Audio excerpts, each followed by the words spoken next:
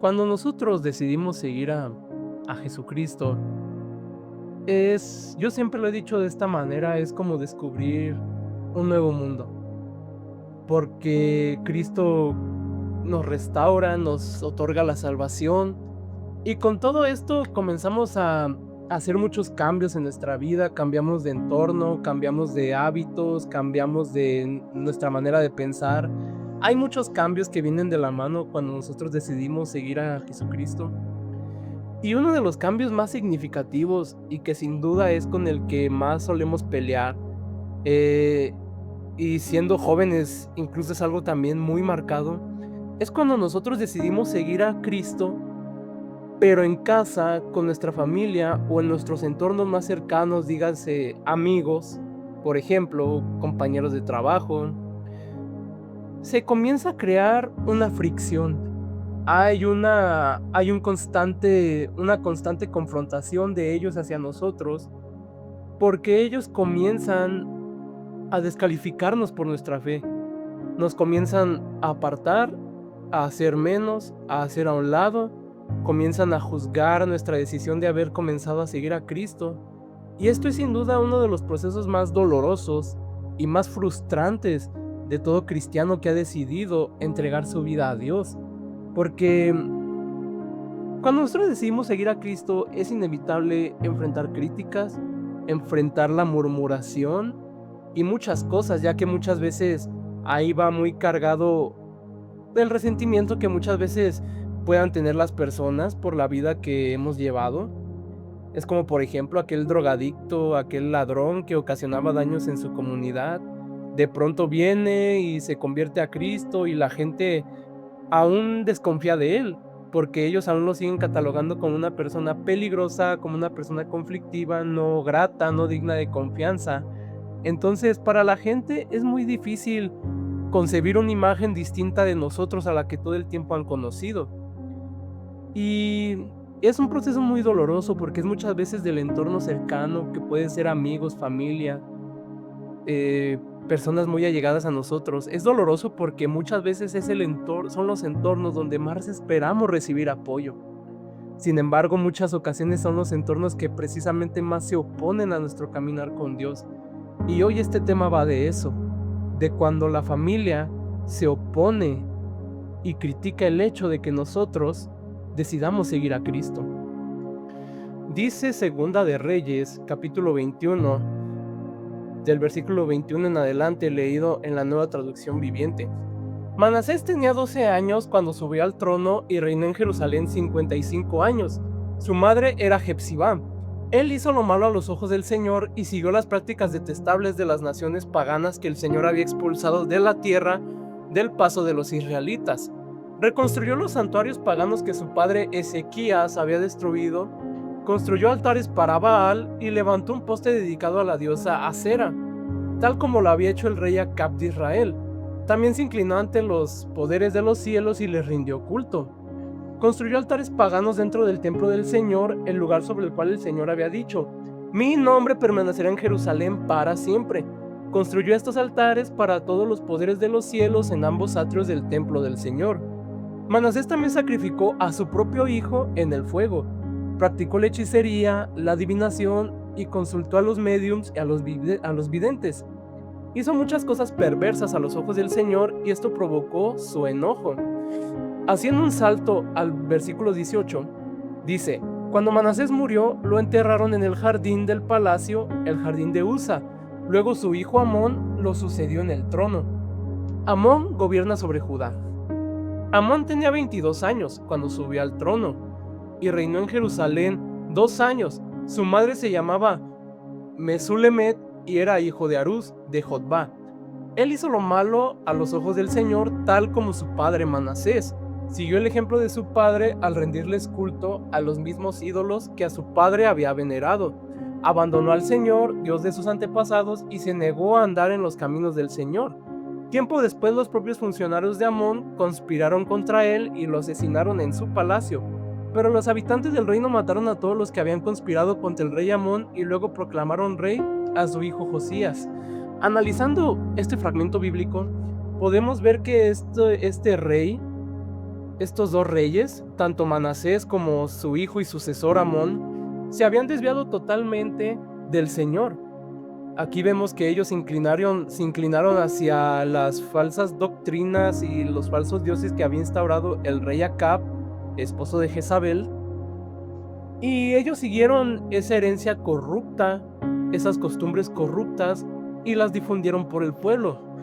Entonces la Biblia nos ahonda todo lo que hicieron. Por ejemplo, de Manasés nos menciona que incluso él llegó a sacrificar a su propio hijo para rituales paganos, construyeron altares a dioses paganos, hicieron muchas cosas corruptas en el pueblo. Y Amón no fue la excepción, él siguió la herencia de su padre. Y al final vemos que esto no les trajo consecuencias muy gratas, ambos pagaron con su propia vida. Y cuando Amón muere, proclaman rey a su hijo Josías. Y este chico Josías es de quien me voy a enfocar en esta enseñanza que he preparado. Ahora, pasando a Segunda de Crónicas, en el capítulo 34, leyendo desde el primer versículo, nuevamente en la Nueva Traducción Viviente, dice la palabra de Dios. Josías tenía 8 años, pon atención a esto, 8 años, cuando subió al trono y reinó en Jerusalén, 31 años. Hizo lo que era agradable a los ojos del Señor y siguió el ejemplo de su antepasado David.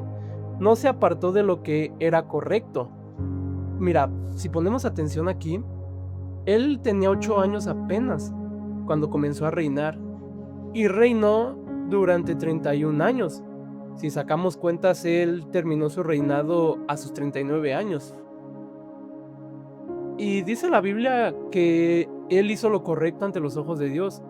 Y brincándonos al versículo 3, nos da otro dato sumamente importante y muy interesante. Dice, durante el 8º año de su reinado, siendo aún joven, si nosotros sacamos cuentas, empezó a reinar a los 8 años.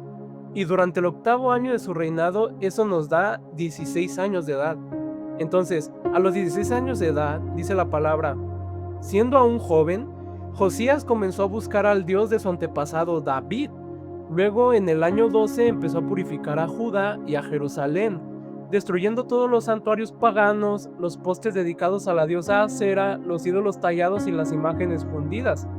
Ordenó que demolieran los altares de Baal y que derribaran los altares de incienso que había encima.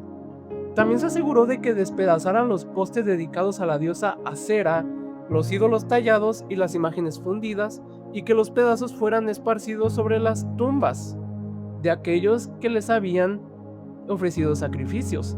Quemó los huesos de los sacerdotes paganos sobre sus propios altares y de esta manera purificó a Judá y a Jerusalén.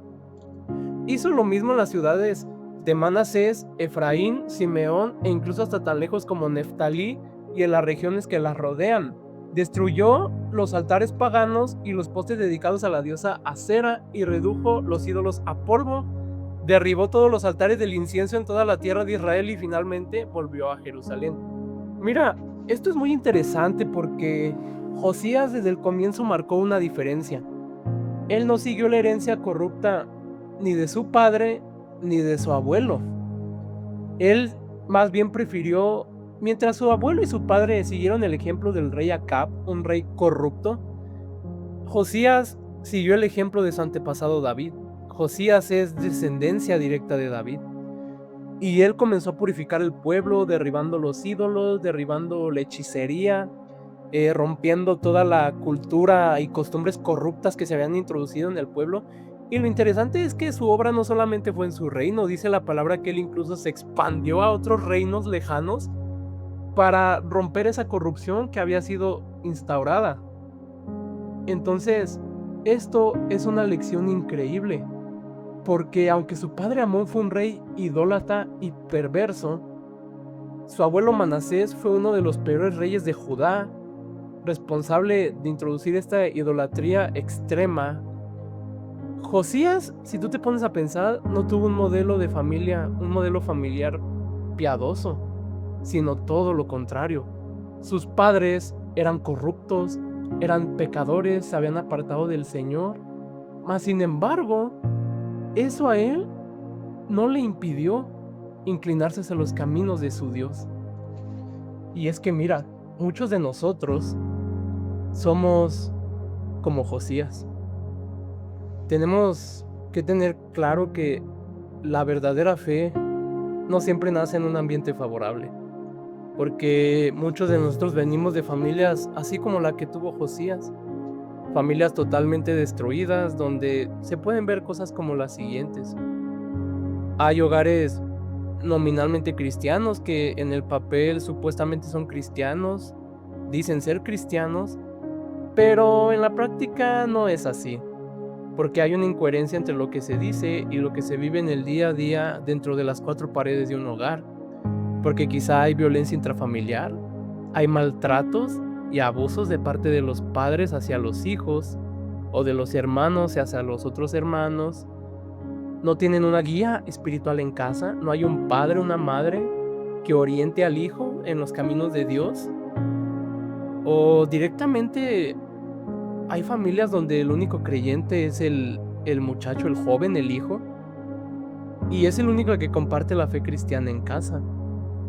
Hay familias con costumbres familiares muy arraigadas, costumbres muy arraigadas, malos hábitos muy arraigados, que son contrarios a la palabra. Prácticas que se normalizan dentro de los hogares, las cuales Dios no aprueba, presión para seguir estas mismas tradiciones corruptas y pecaminosas, burlas, críticas, desvalorización de la fe, crítica por poner límites morales apegados a la palabra de Dios, desprecio por tomar decisiones acorde a la Biblia, a la palabra. Y esto lo podemos ver mucho. Mira, yo vivo en México. México es un país muy conocido. Bueno, yo desconozco realmente cómo llega a tener un extranjero la visión de México, pero al menos como local, México es un país donde el alcoholismo y los vicios en general están muy arraigados en la familia. Aquí en México, si tú asistes a una fiesta, incluso fiestas infantiles, fiestas familiares, es la norma la mayoría de las veces es que hay alcohol. Entonces, a veces tú vas a una fiesta, te invita algún amigo, algún familiar, y es un 100%, 90% seguro que tú vas a encontrar alcohol. Y las familias que están corrompidas, que están dañadas, cuando el joven quiere seguir a Cristo, cuando asiste a estos ambientes familiares y le ofrezcan beber y él se niegue, ¿eso qué es lo que va a desencadenar? Burlas, rechazo, crítica. Porque en estas familias destruidas hay presión para encajar y no ser radical. Porque la familia muchas veces nos pide no exagerar, porque tienen algún temor por romper una armonía, una supuesta armonía familiar. Nos invitan a ser supuestamente ellos más flexibles porque las familias así son. Lamentablemente, la mayoría de familias que vemos en las sociedades son familias que están destruidas, están dañadas, hay dentro de ellas contenido nocivo, conversaciones contrarias a valores bíblicos, no hay reverencia a Dios porque hay burlas. El joven, como ya lo comenté muchas veces, es el único creyente en casa, no hay apoyo de la familia, te llegas a sentir incomprendido, tu familia incluso te subestima y llegan a hacer comentarios como, es que eres joven, estás muy chavo, eso en algún momento se te va a pasar, solo es una emoción del momento. Y así hay muchas familias. Yo por experiencia lo he vivido, yo sé que muchos lo han vivido, y en ambientes cristianos no es la excepción, porque así como estos ejemplos que yo te he mencionado, hay familias donde se normalizan muchas costumbres, formas de pensar, muchas cosas que no tienen por qué ser normalizadas, y lamentablemente muchas veces el joven que quiere seguir a Cristo, que ha empezado a seguir a Cristo, se tiene que topar con esto, y es algo sumamente frustrante, es algo sumamente eh, es muy difícil atravesar por esto, porque es muchas veces en estos ambientes familiares, en estos ambientes cercanos donde uno espera encontrar el mayor apoyo y uno lo que recibe es todo lo contrario. Familias que se oponen totalmente a nuestros valores y a nuestras convicciones. Josías tomó una decisión personal muy profunda y muy responsable. Él decidió buscar a Dios aunque nadie más lo hiciera, siendo aún un muchacho, un niño de 8 años. Él decidió hacer las cosas diferentes y lo hizo por iniciativa propia. Él no tenía a nadie que le dijera cómo hacer esto. Mira, permanecer firme en Cristo no depende de nuestra familia. Es una decisión personal. Puede que nuestra familia critique nuestra fe, pero, ¿sabes? Dios honra a aquel que lo busca de corazón. Nosotros, lamentablemente, no podemos escoger a nuestra familia. Lo que sí podemos escoger es obedecer a Dios. Mira, Josías, por iniciativa propia, decidió romper todo aquello que ofendía a Dios. Destruyó ídolos, altares paganos, quitó prácticas heredadas corruptas. Esto, mira, cuando Josías hizo esto, la Biblia no ahonda mucho en estos detalles, pero esto muy seguramente generó oposición en la gente. Quizá de líderes, de familiares y de personas que en el pueblo estaban acostumbradas al pecado. Seguir a Cristo implica renunciar a costumbres familiares que no le agradan a Dios. Y las críticas muchas veces llegan cuando tú decides vivir diferente. Y es que la obediencia a Dios siempre confronta al sistema familiar en el que estamos. Mira, la familia, cuando nosotros decidimos seguir a Cristo, muchas veces nos va a criticar y nos va a juzgar, no porque seguir a Cristo sea malo, sino porque el hecho de que ellos empiezan a ver que nosotros estamos haciendo cambios en nuestra vida mientras ellos se comienzan a quedar estancados, eso a ellos los va a incomodar porque ellos siguen viviendo en sus delitos y pecados. Y el hecho de que nosotros comencemos a hacer cambios en nuestra vida, eso a todo el tiempo a ellos los va a incomodar, los va a exponer, los va a desnudar. Y es por eso que de pronto tienden a atacarnos, tienden a juzgarnos, a desvalorizarnos, porque lo que nosotros hacemos para Dios, como ya lo dije, los confronta a ellos. Mira, dice, este es un punto muy importante y es algo que yo quiero destacar mucho. En Segunda de Crónicas 34 del versículo 14 al 28, yo lo voy a leer en la Nueva Traducción Viviente, presta atención.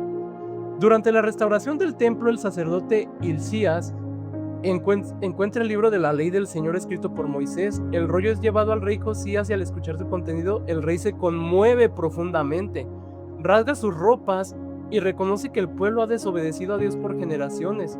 Josías envía a consultar al Señor y el mensaje llega por medio de la profetisa Hulda. Ella anuncia que el juicio de Dios vendrá sobre Judá por su idolatría y desobediencia. Sin embargo, también declara que, debido a la humillación y arrepentimiento sincero de Josías, Dios retrasará ese castigo y el rey no verá la calamidad en vida. Mira, esto es muy importante porque Josías, todo esto que él hizo de purificar al pueblo, de romper con la herencia corrupta que le habían entregado sus antepasados, él lo hizo aún sin siquiera conocer la ley. Él jamás conoció la ley de Moisés hasta este punto, cuando el sacerdote Hilcías lo encuentra el libro de la ley y se lo entrega. Imagínate hoy en día poder seguir a Cristo y obedecerlo y hacer su voluntad sin tener la Biblia. Eso es muy difícil, porque nosotros cuando necesitamos guía, cuando necesitamos orientación, cuando necesitamos un refrigerio para nuestro espíritu, nosotros tenemos la palabra de Dios, pero Elías no la tenía, Elías no tenía la ley. Y él aún así, con todo y eso, decidió obedecer a Dios. Él dice la Biblia que se humilló, y por él haberse humillado, el Señor canceló el castigo que tenía para el pueblo. ¿Y qué te quiero decir con esto?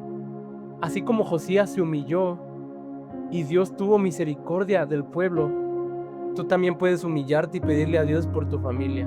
Mira, nosotros no tenemos el poder de cambiar a nadie, porque el único que convence de arrepentimiento y de pecado es el Espíritu Santo, y eso es algo que siempre debemos tenerlo presente, porque a veces nosotros nos frustramos porque no logramos que las personas comprendan o entiendan la palabra de Dios. Pero lo que sí podemos hacer es dar el ejemplo con nuestra vida.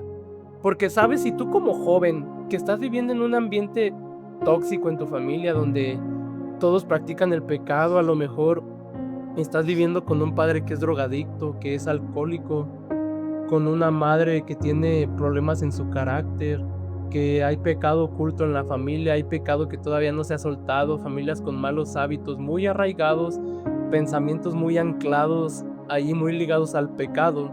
Si tú estás viviendo una situación así, déjame decirte que lo principal y lo primero que tú puedes hacer para romper con ello es entregando tu vida totalmente a Cristo. Porque la vida que tú lleves ante Dios, ese va a ser el ejemplo que tu familia va a ver. Y déjame decirte algo, cuando tú te esmeras en llevar una vida que a Dios le agrada y una vida del que Dios puede aprobar y constantemente estás en oración, pidiendo por tu familia, pidiendo por tu padre, por tu madre, por tus hermanos, déjame decirte que Dios no se queda con eso. Eso tarde que temprano rendirá frutos, porque el Espíritu Santo vendrá a tu familia. Y ojo, yo con esto no quiero ilusionarte ni darte falsas esperanzas, pero si tú te esmeras en esta parte, ten por seguro que en algún punto tu familia comenzará a ver el cambio que hay en ti, y ellos van a decir: mi hijo ya no es el mismo. Tus hermanos van a decir: él ya no es el mismo, porque ellos van a ver un cambio profundo y verdadero en ti. Ellos van a ver en ti reflejado a Cristo, lo que Cristo puede hacer en la vida de nosotros. Y ellos van a decir: él ya es diferente, él me respeta, a pesar de que yo a veces lo trato mal, a pesar de que yo a veces lo humillo, lo hago pasar vergüenzas, él me respeta, me da mi lugar como padre. O él es obediente, ya no me desobedece, ya no lleva la contraria, hace caso a lo que le digo, acata mis órdenes, da buen ejemplo, no habla con malas palabras. Mira, tu familia no va a pasar por alto todo eso. Y si tú das un buen ejemplo allegado a la palabra, créeme que eso puede impactar. La vida que nosotros llevamos impacta a otros, a la gente en la sociedad, en la calle, en nuestro trabajo, pero principalmente impacta a nuestras familias. Aunque Josías promovió una gran reforma espiritual, el corazón del pueblo no cambió del todo. Mira, ser fiel, como ya te dije, no va a garantizar que otros te sigan. Y la obediencia no siempre se recompensa con aplausos, como a veces nos gustaría. Pero seguir firme en Cristo no depende de cuántos nos apoyen. Dios evalúa la fidelidad, no la popularidad o lo que la gente ve de nosotros. La aprobación de Dios es más valiosa que la aceptación familiar, y eso es algo que tú debes de tener en cuenta. Tu familia te puede desaprobar, rechazar, juzgar, criticar, se puede burlar de ti, pero ¿sabes? Dice la palabra de Dios: aunque mi padre y mi madre me dejaren, con todo y eso tú me recogerás. No te tiene que importar lo que diga tu familia de ti. A ti lo que te tiene que importar es lo que Dios dice de ti. Yo sé que a veces es muy complicado permanecer firme cuando nuestras familias son conflictivas o son familias problemáticas, familias tóxicas, pero no es imposible seguir a Dios aún en este contexto. Yo no sé cuál es la situación que tú vivas, pero déjame decirte que si tú permaneces en Cristo, Él puede hacer algo en tu familia. Mira, yo para terminar te voy a platicar un poco desde mi experiencia. Yo hoy, 8 de junio del 2016, 2026, perdón, fecha en la que grabo este video, cumplo 6 años en sobriedad. Hace 6 años, en el 2020, yo estuve en un proceso de rehabilitación y no fue fácil, no fue fácil, fueron años de duros golpes, de situaciones muy amargas, muy agridulces. Y yo recuerdo que los primeros años yo recibí mucha oposición de parte de mi familia, sobre todo en la parte de seguir a Cristo, porque yo recuerdo que mi familia se oponía y me criticaba mucho por pasar mucho tiempo en el templo, por ser muy radical, por seguir a Cristo y muchas cosas, ¿sabes? Yo enfrenté oposición de parte de mi madre, de mis hermanos. Mi padre para ese tiempo ya tenía varios años que nos había abandonado. Yo sufrí el abandono paterno. Y para mí fueron años muy complicados porque yo no estaba recibiendo el apoyo de mi entorno familiar, que era, como te lo comentaba desde el principio, es el entorno donde muchas veces nosotros esperamos recibir más apoyo. Yo lamentablemente no lo tuve. Lo que recibí fue oposición, burla, crítica, subestimación. Mas sin embargo yo decidí estar firme en Dios. Mi familia no me acompañaba al templo, mi familia todo el tiempo representó un lastre, una oposición, pero yo me esforcé, seguí firme en Dios y hoy, gracias a Dios, te puedo decir que mi familia está cerca de Dios. Mi madre es una fiel congregante, uno de mis hermanos va dando sus primeros pasos en la fe y yo en aquel tiempo pude sanar el resentimiento que yo tenía hacia mi padre, yo lo pude perdonar después de tantos años de guardarle enojo y rencor. Y hoy cumplo 6 años en sobriedad, 6 años de que decidí entregarle mi vida a Cristo. No fue fácil y mi familia fue mucha oposición. Quizá tú ya estás en una situación muy similar. Quizá tienes un padre, una madre alcohólico, adúlteros. Quizá tus hermanos se burlan de ti. Quizá tú no encuentras ese apoyo en tu entorno familiar. Quizá en tu familia hay idolatría. Quizá adoran a dioses perversos, dioses paganos. Yo no sé cuál es la oposición que puedas estar viviendo dentro de tu hogar, pero lo que sí puedo decirte es de que sí se puede seguir a Cristo aún con la oposición, así como lo hizo Josías. A Josías no le importó lo que su abuelo Manasés y su padre Amón hicieron. Él decidió romper esos patrones de conducta. Él decidió romper con eso porque, sabes, tú y yo fuimos llamados a eso, a romper patrones.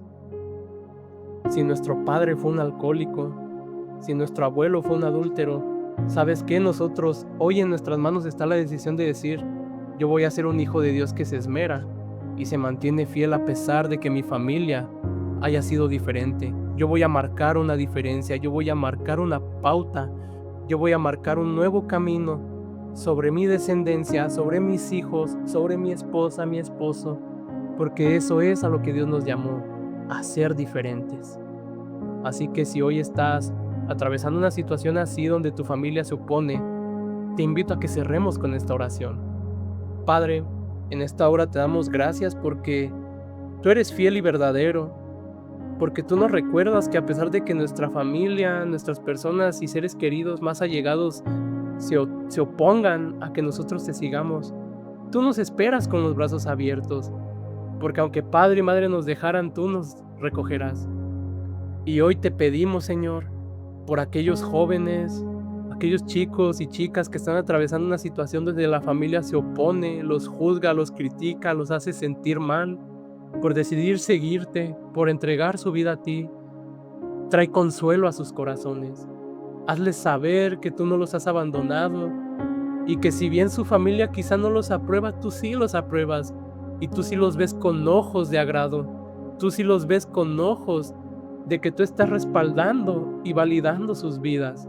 Hazles entender que en ti encuentran un Padre amoroso, que todo el tiempo vela por ellos, cuida de ellos, y te pedimos por aquellas familias destruidas, Señor, aquellos padres, madres, alcohólicos, adúlteros, aquellos que todavía siguen guardando rencores, que aún no pueden sanar y los descargan en el hijo, en la hija, aquellos hermanos que están sumergidos en el pecado, sea cual sea la situación que todavía los está encadenando. En el nombre de Jesús rompemos esas cadenas, que esas familias sean restauradas, que esas familias sean renovadas por el poder de tu palabra, así como tu palabra dice, cree en el Señor y tú y toda tu casa serán salvos, Señor. Lleva la salvación a esas casas, a esas familias destruidas, que sean familias totalmente transformadas por tu poder, Señor. Y a esos chicos y chicas que son factor diferencial en sus casas, que han decidido romper esos patrones, Señor. Guárdalos, Señor. Cúbrelos, Señor, y hazles saber que su esfuerzo tarde o temprano será recompensado, porque tú eres un Dios que paga bien y muy bien, Señor. Gracias te damos en esta hora, en el nombre de Jesús. Amén.